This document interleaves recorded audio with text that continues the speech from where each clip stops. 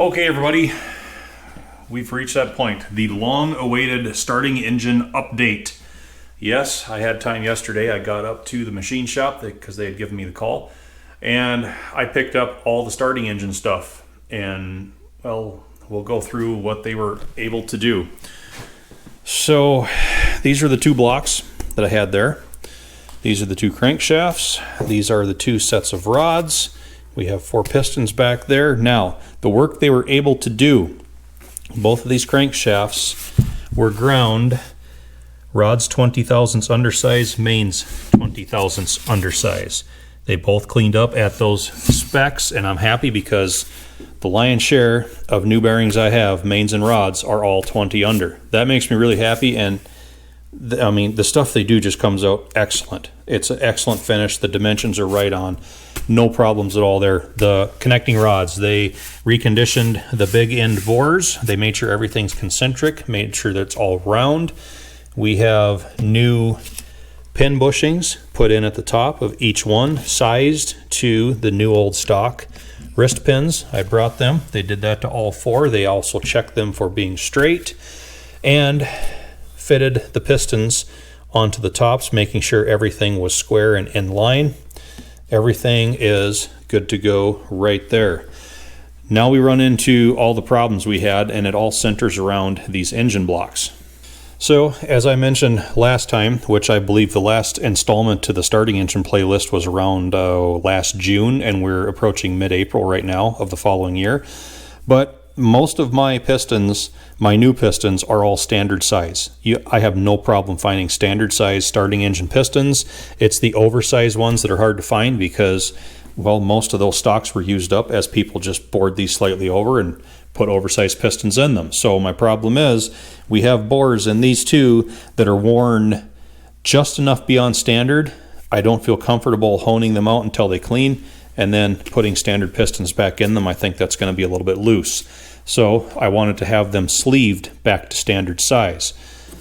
Here are the sleeves they were able to get. So these are 2 3/4 inch bore sleeves, 7.5 inches long, 3/32 of an inch wall thickness.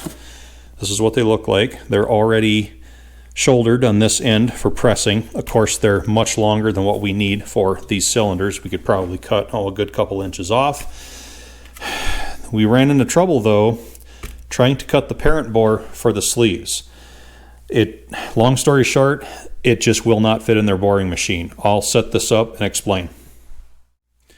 So because these blocks have opposed cylinders, they have to be set up on end like this in order to do the boring. These are roughly 18 inches tall, head gasket surface to head gasket surface, and, well, see if I can nutshell this. So to cut the parent bore for the sleeve to go in, this would fit in their boring machine, assuming we didn't have this small 2 3/4 inch diameter bore. Their standard cutter head with the bit all the way retracted is still too large to cut the parent bore for this sleeve. So they do have a smaller cutter head that they can take the standard one out, put the smaller one in. The trouble is the smaller one sticks down farther than the standard one. So when the smaller one that could cut this bore is in, all the way retracted, we're already like 2 inches down into the cylinder. And either way, the setup's just not going to work. The dimensions are just too odd because this is such a tall block. If you put like a V configured block in there, they're not 18 inches tall usually. So if it was the same height of block with a larger bore, they could cut it just fine. Or if it was a shorter block with the same small bore, they could still cut it just fine. They just can't cut this tall block with the small bore. It's an impossible setup. So I hope that explanation makes sense. And as far as having someone else try to bore those blocks, there's only one other established machine shop in the area that I would allow do that work, and they have the exact same boring machine as the machine shop that these were just at. So that puts me now to looking for a business that's maybe closer to the Twin Cities area, 150-ish miles away. You know, don't really know anybody down there, don't know their quality work, don't know if they'd even take anything odd like this anyway. But If that's not bad enough, we'll muddy the waters just a little bit more.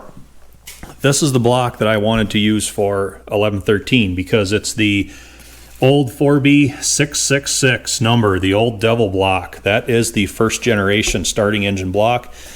Perfect for that generation of diesel engine block. That is what the original one would have been. My problem is they did Magnaflux this before they looked at doing a lot of other things, because I asked about this curious looking line right here.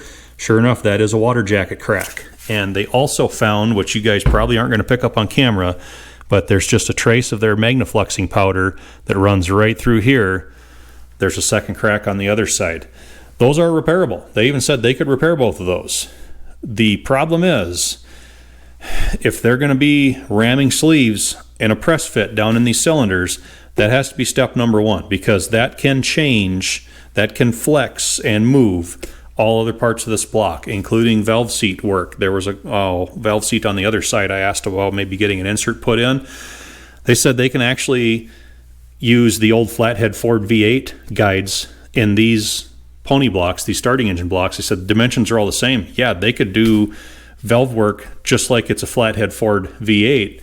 But the trouble is, again, ramming that sleeve in there might change all that stuff. So you don't want to do any of this other work first. You need to get these things sleeved first before you proceed. I guess after seeing the cracks in here and some of the other troubles, I don't know if I'm as charged up about trying to use this block on 1113 as I once was. It's still entirely possible. What I'm thinking, though, I've got, well, the rest of my good blocks are all the later 5F 9341s. Now, pretty much function, form, fit-wise, they're all the same. They just have the wrong number on them. It's still not technically incorrect, because if the old 666 blocks tripping over my tongue here, if that would have ever been replaced, it would have been with the 5F 9341. So it's still well within the realm of possibility that one of these could have been on there at one time. But I have the same old problem with this one. We have a worn standard bore that I don't know is going to clean up with a hone and still be tight enough for standard pistons without sleeving. So this is not really best case scenario for 1113. It would be doable. I have other 666 blocks. My problem is all of them have had the front main bearings spin in these bores, and all of them are basically worn egg-shaped, worn with tapers. So what I'd have to do is build a boring bar that I could go and re-round this bore again, and then custom turn a bearing that's going to go in there to fit that larger bore. That's going to be all kinds of messing around. It's going to be all kinds of setup. It's going to be all kinds of tool building. Yeah, it could be interesting, but my problem is with things heating up outside and projects and everything starting up out there, it's going to take me probably half of the summer just to get tools built to try and see if I can mill an old devil block and have something that I could put on 1113. We just got like 3 inches of rain in the last week. If it wouldn't have been for that, I'd be out in the field right now as we speak. So we're right on the cusp of just letting loose outside and probably running sun up to sundown for the rest of the summer. Well, getting back on track, these are kind of a project or a can of worms I don't really want to get into at this point. This was the third block of the tri-build, and I'm going through all this because it's been so long since we've visited all these details. This is also a newer 5F 9341. That's the general block. I've never seen one that said general before, but this one does. We still have some of the old stenciling part numbers on there. I'm pretty sure this was maybe a surplus, government surplus, military surplus thing at one time, and it got put into use. But anyway, this has, I believe they were 10 over bores that are worn, and I can hone these out myself for 20 over pistons. I have one set of very gently used 20 over pistons with good rods, everything that could be popped right in here. Problem with this, though, it's still not a really quick job, because the crankshaft that I had reconditioned for this, you can see I've got grease on the journals. I had this ground a few years ago. We have 20 under rods, which is no big deal, but 10 under mains. So I'd be taking probably a set of 20 under bearings, milling them out to 10 under to fit this. This is also a block that would be a perfect candidate because of that, to kind of tweak around with some ideas of some different thrust retention methods for this front main, and it's going to be a lot of messing around. But if I did it on any block, I'd want to do it on this one, so it's still a can of worms that I don't really know if I have time for right now. So that's pretty much the rundown on the starting engines as they sit. Because of the time of year and the things that I'm looking at getting into, I'm thinking about shelving those things for now, at least until the end of the summer or late summer if things slow down. I'm going to roll my eyes a little bit, because usually the later on in the summer you get, the more hectic things are, because crap falls on its way in winters after that. So what I'm thinking about doing is continuing on with undercarriage. We can start ripping this stuff down. We can check and see what needs to be rehabbed. I've got not all, but a lot of my, well, pretty good D2 rollers in here. We're going to throw the best of everything together, to what we have, and now all that stuff's going to go on 1113. And with undercarriage, they're kind of like finals. There's not as many parts and pieces. Everything's heavy, everything's dirty, but it usually tears down quick and it goes back together quick. So with limited time in the shop, undercarriage work is probably my best option for having a somewhat regular video stream to keep throwing up for the D2, in addition to all the things I plan on doing outside, because there's not as many hours worth of work into doing that undercarriage as there is building a boring bar to see if I can save a starting engine block. You know, that's just kind of the boat that we're in. And I know tripping over the tongue again, I know the D2 feed has been haphazard at best lately. I think I went just about all last week without a video. Again, it's because even with the bad weather, I'm doing more stuff outside. I'm doing more things that I can't video in here. I could probably video it outside, but only like 30 are going to want to watch it anyway, so I've just been doing it and getting it done. So that's kind of the boat we're in. If you guys really want to see me proceed with these starting engines, let me know. If you'd rather just see me crank on with the undercarriage, let me know. Either way, I've kind of already made the decision, and I've kind of alluded to this over on the members channel already.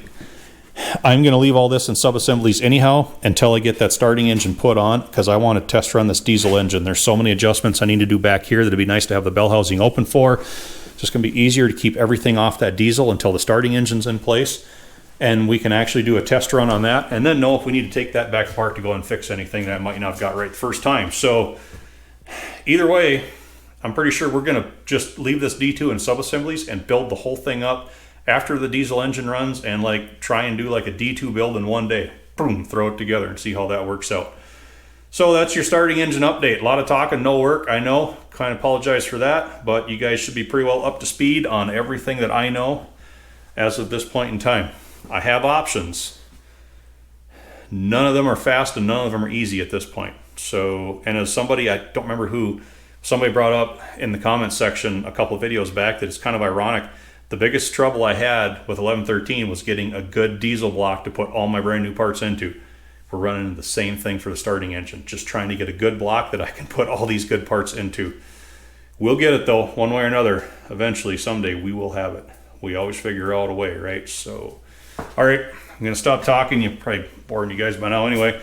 Thanks for watching, everybody. Membership's available. Link down below. Ad-free content, early content, extra behind-the-scenes footage. You all know the drill by now. Thanks for watching. Thanks for clicking. Thanks for liking. Thanks for subscribing. Bye.